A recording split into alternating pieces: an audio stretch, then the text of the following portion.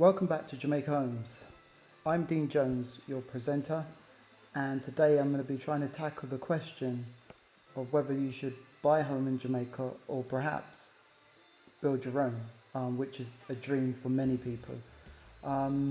It's a tough question. It's one, however, that a lot of people have put forward on our platforms, YouTube, Facebook, Twitter, etc. A lot of people have come forward and asked that question, and we felt it would be really good to tackle it, and I've decided to do just that. A bit about me, my background. I first started off as a designer. I attended St Martin's College of Art and Design in London back in 1996. I attended there, completed a BA Honours of Graphic Design, went on to complete a MA in Communication Design at the same university. I then went on to teach as a design lecturer at Barking Technical College in Dagenham. That's in the UK, as you can tell. I am a UK citizen. I grew up in the UK, born and raised, but I have Jamaican heritage, parents from Jamaica, and I've spent my life visiting Jamaica and getting to know Jamaica, as many other people like me have. I then went on to complete a postgraduate diploma in building surveying. That was in 2007, and then went on to complete a master's degree in building surveying and project management. And I've worked for various large and small building consultancies. I've worked for various local authorities in the UK, including ACOM. I've worked for Scott Wilson, to name a few, Lambeth Council, Betsley Council. I've worked for Palace of Westminster. I spearheaded their security program, building program there, and I also worked for Cranfield University and was director of strategic projects. Two main projects were MKU, a new university in Milton Keynes, and a major transformation program. And here I am in Jamaica. So shall we just get straight into this? So the question is this: should you buy or build a home in Jamaica? What's the best option? Unfortunately, this is not a straightforward yes or no. I can't give you that. What I can do is give you a few of the benefits for building, for example, your own dream home, and some of the downfalls, if you like, of doing that. I can also give you some of the key benefits of buying a home and some of the drawbacks in that as well. So shall we just start with building a home? Because, I have first-hand experience building quite a few homes in Jamaica. I've managed quite a few on behalf of family, friends, including myself. So the benefits. Well, the benefits of building your own home in Jamaica. First of all, got to talk about the freedom. You've got the freedom to build. The freedom to build in terms of the size of the build, in terms of the shape of the building, in terms of where you want things. You've got the freedom to basically let your imagination run wild and basically build your dream home. You've got the freedom to also select where you want the house to be built in terms of the land. You can search around, you can find a bit of land that suits you. All of this is, contingent on how much funds you have, of course. But you have the freedom to look around and purchase a piece of land in the location that you want. Labour costs are relatively cheap in Jamaica. Again, we'll talk about the drawbacks behind that, because every project needs to be managed well in order to realise those savings that you can get here. So some of the other benefits then. Location. What can I say? If you're going to build, you've got the opportunity to look around. Some of the nicest places in Jamaica. Negril, I love Negril. Montego Bay, it's great views there of the sea. Ocho and the outskirts of Ocho going into St Mary, places like Rhinova, places like Boscobel, all prime areas, up and coming areas where a lot of returnees have chosen to build or buy land. So yeah, location, you've got the freedom to choose your location, whether it be Kingston, the capital of Jamaica, or Spanish Town, or somewhere else.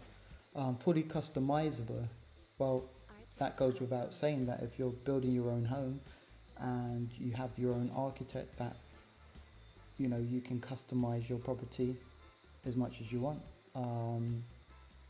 Second thing is more space for customization. With a standard build, which we'll talk about in a moment, of course, it whatever has been designed, that's what you're getting. And generally speaking, sometimes you might have less space, less choices to customize after, because it's all been done for you. But if it's your property, then yes, you can customize it all you like. You can sit down with the architect, have many meetings, and reach a design that really suits you, that which you would really like. There are better land choices. What I mean by that, if you spend enough time looking around, you can find pretty good deals, and perhaps make a saving there, in terms of buying a piece of land in an area that isn't necessarily well built out now, but has the potential, or is up and coming. You can pick a piece of land in one of those areas and benefit from the land prices going up afterwards. Ultimate comfort, yeah, obviously by choosing your own piece of land, by customizing your own house. That's the ultimate comfort that anybody wants. There's no restrictions. No, generally speaking, within the planning regulations, you're free to kind of build and have an architect design your house just the way you want it. You can save money with the help of a trained contractor.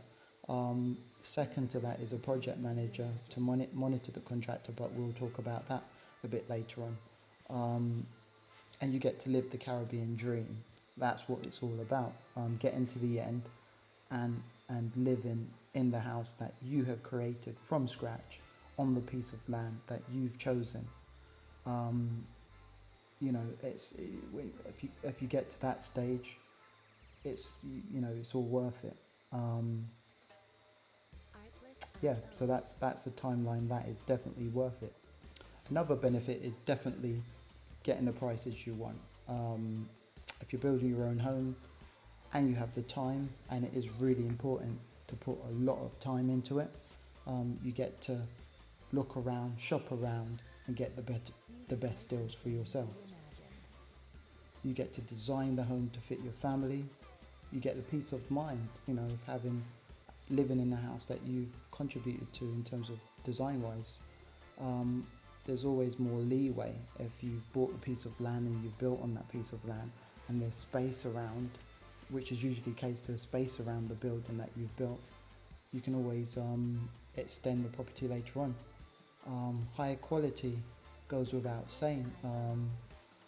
Funds permitting, you can and time, which is I mentioned is important. Spend enough time, and the quality will be great. You can even build a greener house. For example, on a house that I've project managed just recently, I've ensured that that house is able to benefit from rainwater harvesting, which is then filtered and used within the house. So you get to build a green house. You can benefit from things like solar panels that link straight back into the electric supply. You can even sell back that power that you generate back to the JPS, which is the power company, and benefit from lower bills. So those, I think most of those things I've mentioned are the pluses. On the personal level, there's a real sense of achievement when you get to see a house that you've designed, that you put effort into, that you know, sat down with an architect and helped design from scratch. To see that realized is just a great feeling, you know. It's a real great feeling. So on to the negatives of building your own home. Well, some of the downfalls are most people I've met, returnees, not all, but some have gone straight in to build their own dream home, and like most of us do, we get very excited. You know, you sell your house back in the UK, you come here with the dream, I'm going to build my dream home, not necessarily understanding all of the factors behind that. So some of the nightmare stories I've heard is people entering into the planning process and not really being prepared for getting through that process, you know, and the architectural fees. So people not really estimating the cost properly and having the right budget put aside to get to the end of their project. So what happens is what I've found personally is there's hundreds, if not thousands, of unfinished homes all around Jamaica because of various things. People not having the money to complete the build, people not necessarily having the money to have a project manager manage that build or manage a contractor, road contractors taking people's money and not and cutting back on material, using substandard materials or less materials, and cheating people out of their money. I've seen it all. I've seen it all, basically, is what I'm saying. So there are a lot of downfalls. So let's go through the negatives. So some people don't have the money to build. So what they do, they get high risk loans, which I never recommend. That's a very bad thing to do, unless of course it's a bridging loan and you've got monies coming from elsewhere from a sale. Then that's different. That's probably a risk that is manageable if you know what you're doing. But otherwise I don't recommend that. Land costs. If you really want to build in an area that has already been built out, that is popular, land costs in Jamaica have gone sky high now. So that's not cheap, and that will be probably a significant portion of your budget. So you need to consider land costs. You need to consider the land purchase. Along with the land purchase are solicitors' fees. Yes, that they might not be as much as they might not be as much more than you would pay in the United Kingdom, for example, but you've got tax to pay, tax to the Jamaican government, GCT tax, and various other fees when you're purchasing land, and that can amount to a lot of money. So I remember purchasing a piece of land for around 25,000 UK pounds, and the fees that had to be paid on top amounted to around £7,000. So if you take that as a percentage of the land cost, that's significant. It's a lot of money. That's 7,000 include the solicitors' fees as well. So that is a significant amount of money. So and now you could expect to spend upwards to 40,000 on a quarter of an acre piece of land in a really nice area, and that's 40,000 UK pounds upwards. So it's not cheap. You need to factor in preliminary site investigations, surveyors' fees. That's additional. That wasn't included within the fees I just mentioned there. You need surveys report done on the piece of land. Very important. Highly recommend to get a surveyor to plot out where the land is, to ensure that when you know what you're buying, you know the perimeter I've seen nightmare stories where people have started building their dream house, and they've unfortunately built a portion of the house into the road, for example, and then they've been hit with a stop notice via the local authority to stop building, to basically tear down the property, demolish it, which is a nightmare. Nobody likes a nightmare. So, preliminary site investigations, surveyors reports, early investigation work to check the piece of land, to check the ownership, all of that needs to be done, and that costs money. But you can't jump over those things. Really important. Design costs. Architect fees are expensive, and so you need to factor that in, and shop around. My advice is just really shop around, because one thing that does occur here is you will find that you get a quotation from one architect, and say for example that quotation was £4,000-5,000. You go to another one and it's 10,000, and another architect might be 2,500. So it's quite drastic sometimes. So you really do need to shop around in order to try and get the best possible deal. And do use qualified architects. Please do not use somebody who says I am an architect and I can draw up your plans. That's a mistake. Don't do that. Always use qualified engineers and architects and builders on your projects. Design costs. So we talked about design costs, estimating costs. You want to spend a fair bit of time estimating your entire build. Work with your architect and a project manager and estimate out. If you're planning to, for example, some of my clients, when we tender their projects, for example, we'll get fixed costs. We'll get a fixed cost on the build, including material, so it's all included. But also there are some more experienced clients that prefer to buy all the building materials themselves, and will manage that process on their behalf. But if you're going to do that, then the only thing that is fixed is the fees for the contractor. The building materials will not be fixed, and the building materials in Jamaica fluctuate. Mostly they go up.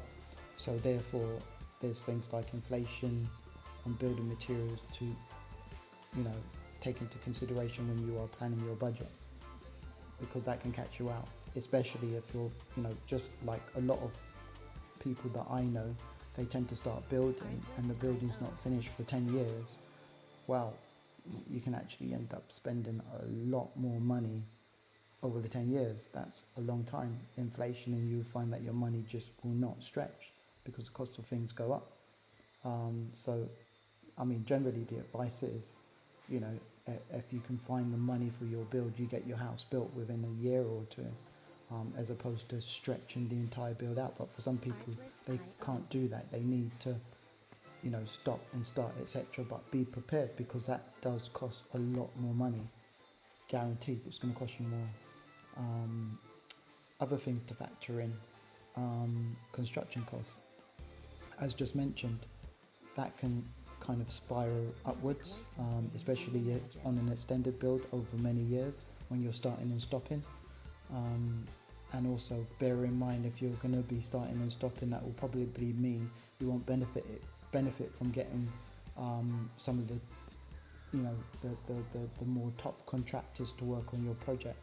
You'll probably end up with smaller contractors, and probably more than one contractor throughout the duration of the build. So therefore, the negative around that is that one contractor doing a portion of the build, might not care so much about how they finish a section of the house, or if they're responsible for plumbing, they might be thinking, well, they're not going to be there for the next phase, so they could probably get away with a few bits. So sometimes that doesn't work either, because the next person that comes on board, next contractor that comes on board who views the work of the previous contractor, will almost certainly say, that's not up to scratch, that's not right, and then you end up paying double because you're actually fixing stuff that should have been done properly the first time around, and then you can end up doing that multiple times if you're not careful. So that's a major thing to consider. Material costs have skyrocketed in Jamaica, and they keep on going up. The cost of steel and the cost of cement continues to go upwards, go up and up.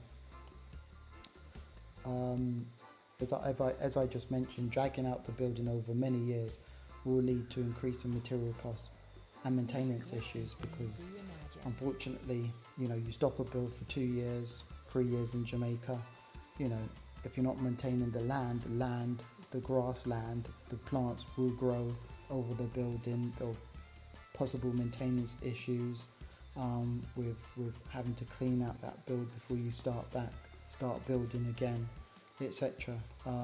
Or possibly people stealing materials from your property if you've left them around the property, or perhaps taking things from materials inside the property, or the rain just causing problems if you've got a half finished roof. So it's not really recommended to stop or start, but if you are going to do that, you need to plan it out accordingly, or ensure when you stop that you have protected whatever it is that you've built, and it will it's been protected, it's been left in a manner that won't cause you less, which will cause you less issues later on. Unfortunately, with stopping and starting, or indeed going straight through to the end of a new build, you will make costly design mistakes. I've been there. I know many other people have been there. And the example I usually give is when I was back in the UK, and I've seen a lot of, like, for example, Barratt Homes, big UK builder, and some of the other home builders like Davis Homes. They'll have a blueprint, for example, for a home, and they'll design thousands of homes from that blueprint, and over the course of many years they'll tailor that blueprint, and by the time you end up buying a home from them, it's pretty much perfect, barring a few snagging items, and it's generally perfect in terms of space, in terms of where the switches should be, simple things like where the switches should be, lights, doors, etc. We take it for granted that that's perfect, but when you build a house from scratch, even when you're using a first-class architect, there might be something that goes amiss, because it's a new build. You're considering all those things from scratch. You might think you've got it right, you might think you've spent enough time, but there's always going to be one or two things that you miss that you have to basically pay for later on, if you can't live with it. So building your own dream house is great, and it's fun. It can be a nightmare too, as I've mentioned, but there are many drawbacks. There are design mistakes, costly ones, dare I say, that can be made. So be prepared, and always ensure you have a good sizable contingency. You might never get a chance to live in the property. Unfortunately, that is a never a word true. They say, what do they say over here? Never a word said in true just, or that is so true. You might never ever get to live in the property. That is something that you need to think seriously about, especially if it's an extended build over a number of years, say 10 years, which a lot of people tend to do because they just don't have the money to build the property and complete it all in one go. Bear that in mind. Just really have that in mind. I don't want to sound negative, but there are thousands of properties around Jamaica unfinished for various reasons. People's circumstances change, family member dies, etc. The dream changes, the goal changes.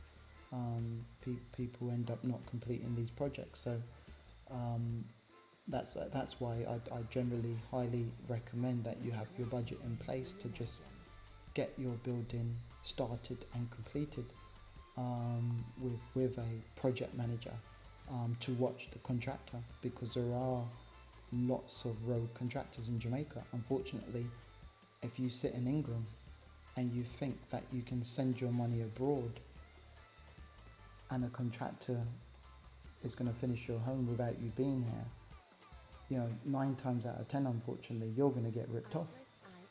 Blatantly, you will get ripped off. Unfortunately, I don't mean to sound negative, but you will.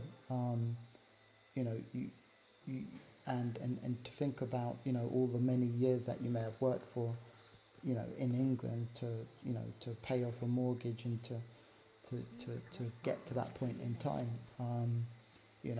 It's highly recommended that you get a project manager on board to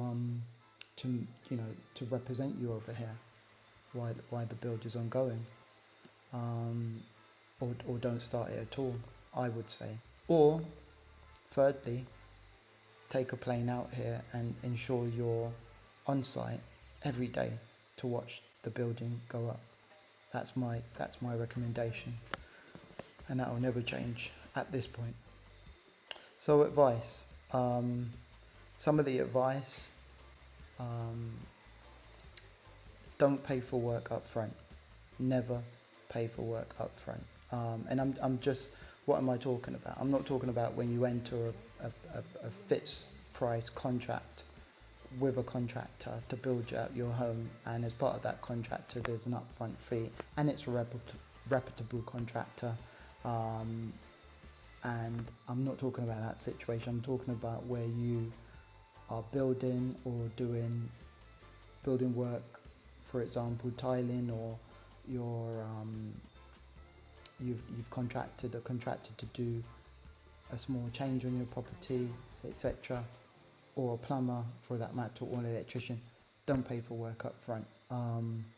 Always, my recommendation is that you pay as the work is going, and you ensure that the payments are never ahead of the work that has been done.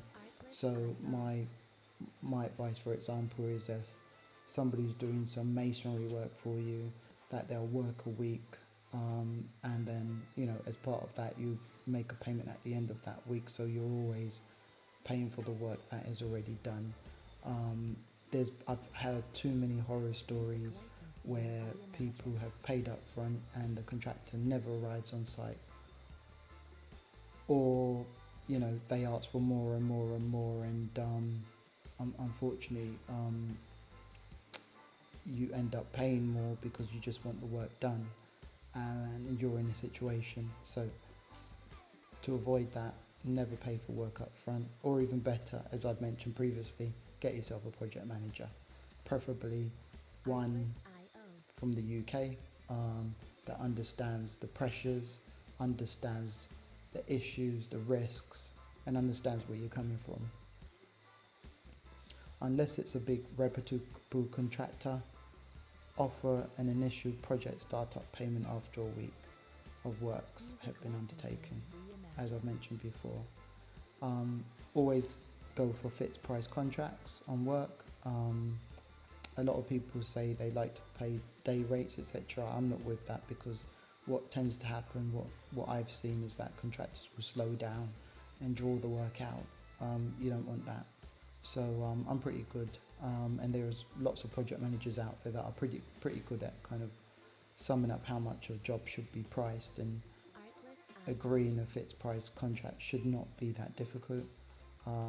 That way, if they want to take a week or a month to complete it, well, that's up to them, but it's not going to benefit them. So I always opt, where possible, for fixed price contracts, unless of course it's small work like gardening work, general cleanup work. You can go for a day rate, and that's pretty easy, because you're probably only going to need that person for a few days, so that's fine. Consider scaffolding, props for foundation, electrical work, etc. Unless the main contractor, get your own plumber and electrician to buy your own material, and get a PM to check what's being used.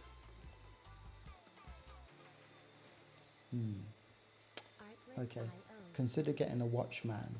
I talked about a project manager, but at the initial beginning stages of a build, I normally hire a watchman, and that person basically sits there, sleeps at the house basically, within a little building that is constructed or put on site to basically monitor your building materials, especially if you're purchasing your own materials.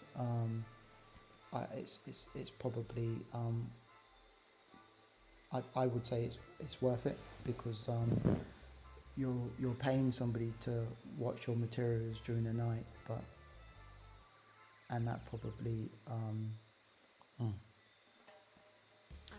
I would say that that's absolutely worth it because you're going to save on the materials that would have been taken if you hadn't had the watchman there. So it's really cost effective to have one. Again, I've got to mention this, and I've mentioned it 6 times before, but I'm going to mention it again. Hire a project manager. Yeah. Another drawback, how big? What do you want to build?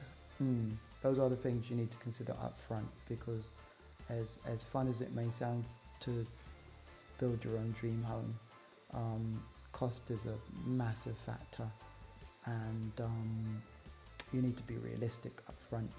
I've seen too many times where people have come over to build 21 bedroom houses and not had the money to finish, or not grossly underestimated the amount to build the property and end up leaving a half unfinished house because they just don't have the funds to finish it.